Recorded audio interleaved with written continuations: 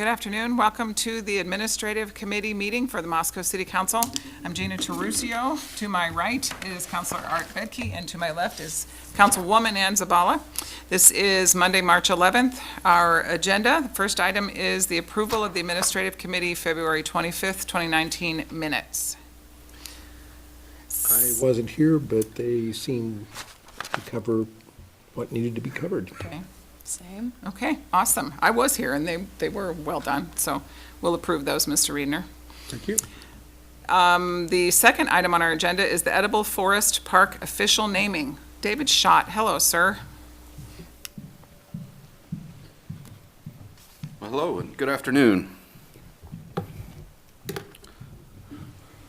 So with this whole project, one of the first keys to a project is to name the park in an official capacity. So we're here today to talk about the Edible Forest Park.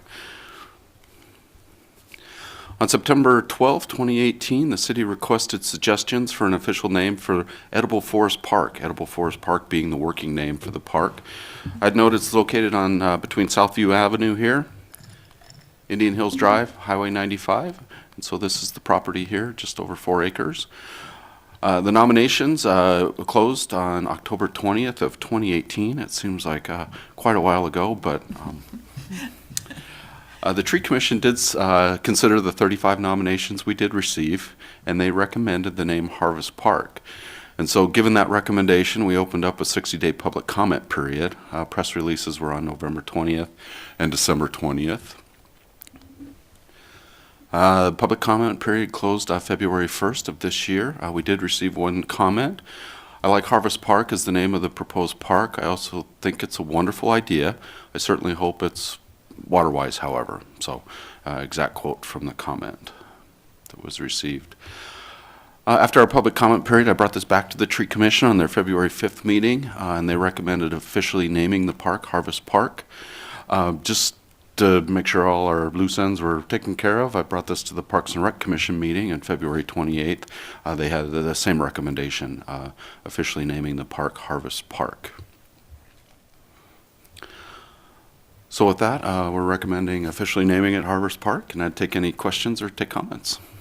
Sounds good to me. I do like the imagination that went into some of the alternative names, however. Yeah. Some of those were great.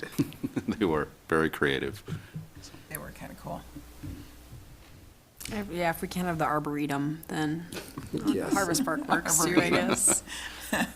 I've had the pleasure to sit in on both of the moments of choosing the names with the Tree Commission and with the Parks and Rec, and it's really gratifying to see the amount of involvement, first of all, by the community and how we really kind of pull together for this kind of thing.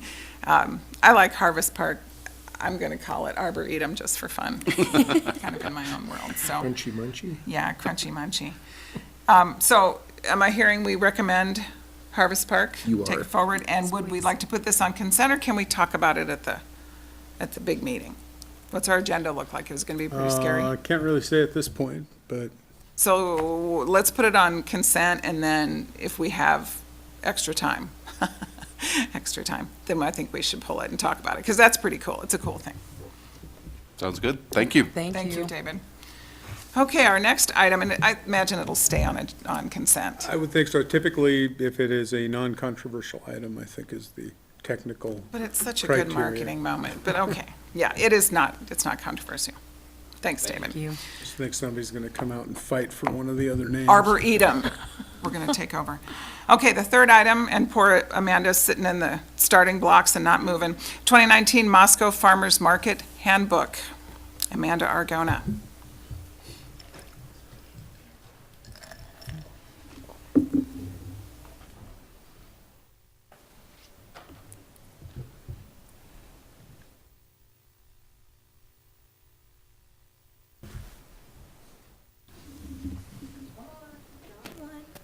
Uh-oh, season report. Oh, wow. Yeah, that was a while Oh ago. my gosh. 2013 to 2018. Hi, Zach. That's helpful. It's not the right one. What meeting would be complete without techno difficulties? Right. Yeah, that's true. Sorry about that. Oh, you're good. Um, For your report. Do you need to send it down, Amanda, or can you find I'm it? pretty sure I put it. It's in admin, yeah. Yep. Thank you, Zach.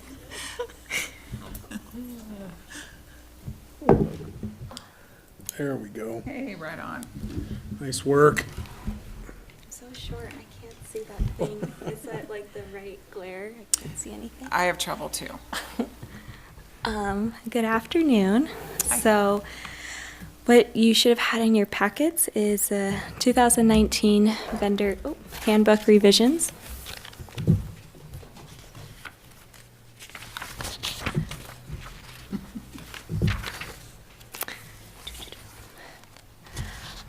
So I worked with the subcommittee, policy subcommittee from the Farmers Market Commission. This year is comprised of David Pierce, Linda Heath, who is our craft vendor representative, and Joanne Muneda. And so the goal was to keep our policies aligned with the mission and vision of the farmers market. And we kind of started that with just eliminating and removing redundancies when necessary, clarifying and explicitly stating policies if they weren't clear to begin with, and then discussing revisions and additions. So we met over the course of November through January 4 times. And each time we had a chunk of revisions to go through, they were presented to the Farmers Market Commission as a whole to accept and discuss if there were any questions or issues. Jen Piffner has given our handbook a new look for the 2019 season, which I think is really pleasant. It is beautiful. So we're just going to go over some brief overviews as far as major changes for the 2019 handbook. Starting with the market overview, looking at the market philosophies, we changed sort of product mix definition. I don't like using the term definition, but we changed it to agricultural focus to really talk about why we want the market at 50% ag vendors or farmers. We added in economic development, which previously had been listed under vending categories, talking about sourcing from local and regional businesses and strengthening our economy that way. We removed the vending philosophy because it is stated throughout the handbook in several instances. So I really felt like we hammered it home in particular. And then we added the definition handmade, and then we revised the product mix definition as well. And if the committee has anything that they'd like to talk about specifically, just feel free to speak up while we're going over this. I do have a question for you regarding the 50% of all approved vendors with ag. Do you have a breakdown for the other 50%? We don't, it's just we want the 50% ag, so it doesn't, we haven't really given any direction as far as, does that mean 25% craft and 25% prepared food? But no, we haven't. Okay. I noticed as we were going through our 2018 policies, we had language after very specific policies that said failure to abide by this could result in penalties, and I felt like we could just take that line and put it under policies. So it's the first thing that vendors see. So instead of making it seem like, oh, this specific policy has a penalty enforcement attached to it, all of our policies, if you violate them, will have that penalty, penalty 1, penalty 2, penalty 3 violation attached to it. Market operating policies, I worked with Chief Fry about including 5th Street and the first parking bay in the Jackson Street lot to be actually included in our market map and boundaries. The police department is really great in clearing any non-market related vehicles from Main Street, but technically 5th Street and that first parking bay are also items that we oversee as management, and so Chief Fry thought that was a very simple addition, and you'll see that change in Appendix 1. Good catch. Yeah. Item 6, market fees, we expanded to clearly state some policy language on refunds, attendance requests, and then the benefits for each tier package. So it just is a little bit more explicitly stated. Go Go ahead, Gina. I have to say that this edition's definitions of the tiers and the explanation therein is the best yet. Okay. There, great. it was so complicated before. And Yeah. I felt like I needed to have like 2 pages and reference back and forth. This is easy. Okay. And easy to understand. So nicely Perfect. done on that. Thank you. Yeah. We also included the actual resolution language into item E under First Amendment activities. So it's kind of, we still have the actual resolution in the appendix, but we felt like it was really important to have that under First Amendment activities. And then we've also changed item F, was originally smoking in 2018 and now includes nicotine products. And we updated the resolution numbers accordingly for both the nicotine products and animals in the market. So that's has the current resolution number attached to it. Vendor operating policies. We really worked on the public health management, which was originally, I think, waste management. We included language regarding theft of services, so really having the vendors be very clear that they are responsible for any waste that they produce to bring it with them off-site and not to be using any dumpsters located in the downtown vicinity. And that was actually a recommendation from both legal and council member Brandy Sullivan. So that was a really great catch. We also worked on gray water disposal with our environmental services group to make sure they felt comfortable with that language. And then we also clearly stated, as far as public health management goes, who can actually facilitate public health unannounced inspections. And so that can be myself, but typically we rely on Nancy Becker and Clark Phillip with Idaho Public Department of Health to do those. Item 11, annual gross sales reporting.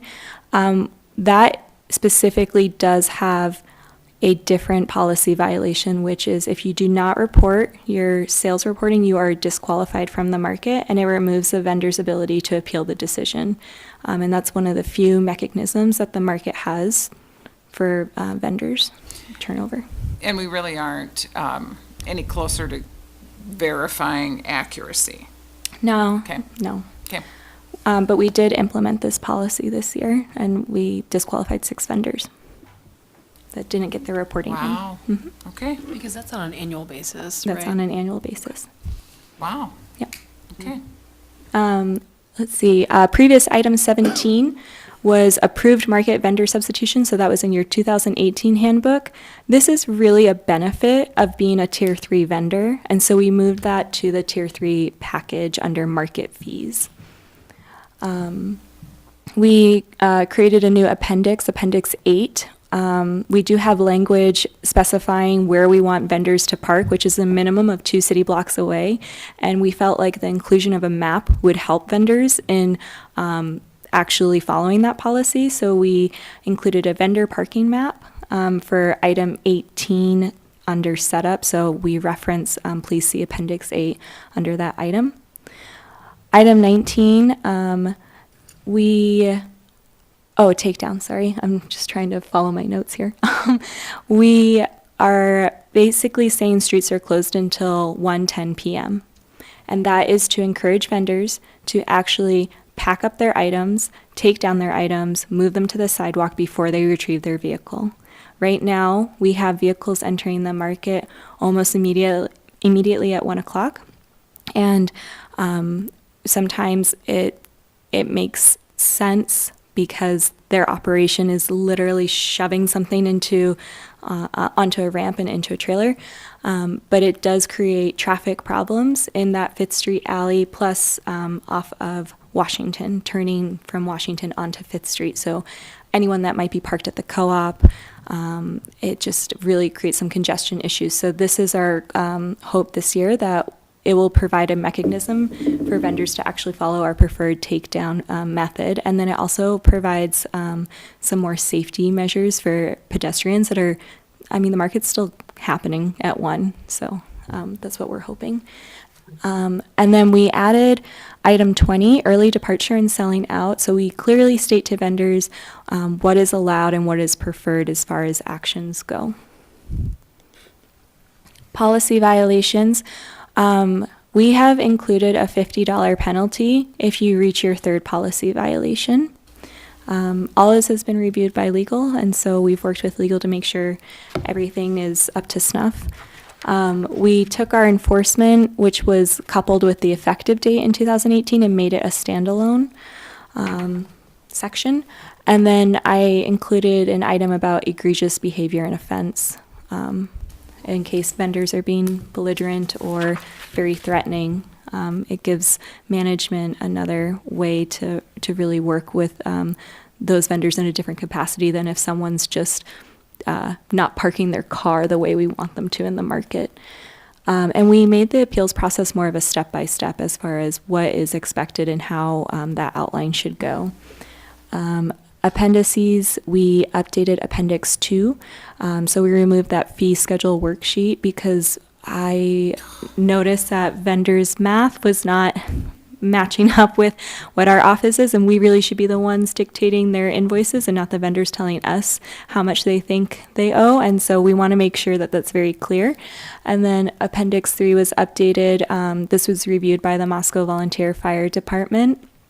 To work on not just fire inspections, but it is really overall safety requirements to be a vendor at the market. Appendix 6 was updated, just mostly for document flow and instructions to the vendors, which is how do you be a vendor at the market and what those expectations are. And as I mentioned earlier, we added Appendix 8. And so if you have any questions, I'd be happy to take them at this time. Staff is recommending that these revisions be accepted for the 2019 season. Do you have any questions, sir?